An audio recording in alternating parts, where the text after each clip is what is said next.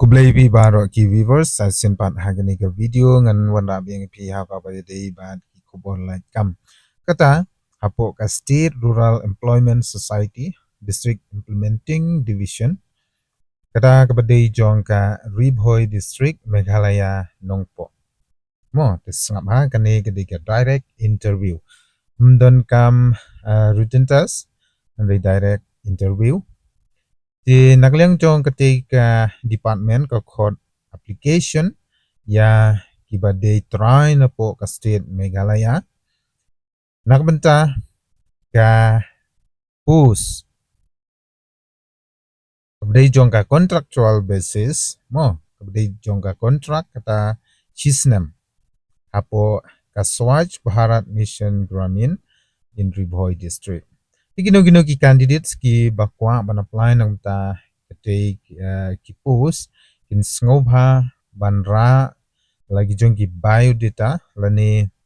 ki self attested copies but kumjuru ki educational qualification certificate experience certificate but artali ki passport size but kumjuru ka proof of address ban pensisa ya ka jaka song jaka sa jong ki di pihak bandar lang hakte ke sengi haswa ka shipho sitang menstep mau pi lada pi kwa ban le nak ta kate ka interview pihak ban poi hapo ka shipho sitang menstep kata hakte ke sengi bapelong ya ka interview tiga sengi ke ban pelong ya kate ka interview pade kan de haka khatway terik banai march arhajar arpun riu mo Cutway tarik ubanai march arjar apun reu hakapor cutway beje men step but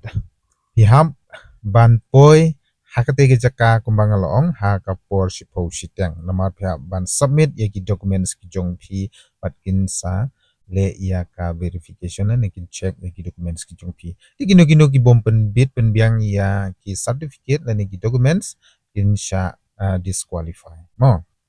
but Ikateng jong ka post kelonggum ne kabanengkong ka day jong ka district program assistant ka qualification kin day bachelor degree in social work lane rural management but ka age limit ka day life news nem apa age limit mo kam day ban palat ya ka life news nem di lada pila pendep ya ka bachelor degree in social works di pila ban apply nong ta ketika post but Kidon kamru ya ke 3 years experience mo ki candidates kide ban don license ka experience ha ketika kam but ka salary kan dei ar 4000 ka total number of post ka dei tangkawai but ka baar ne kan dei ya ki block program assistant kaneru bachelor degree in social work karta kam dei ban palan ya ka life news nem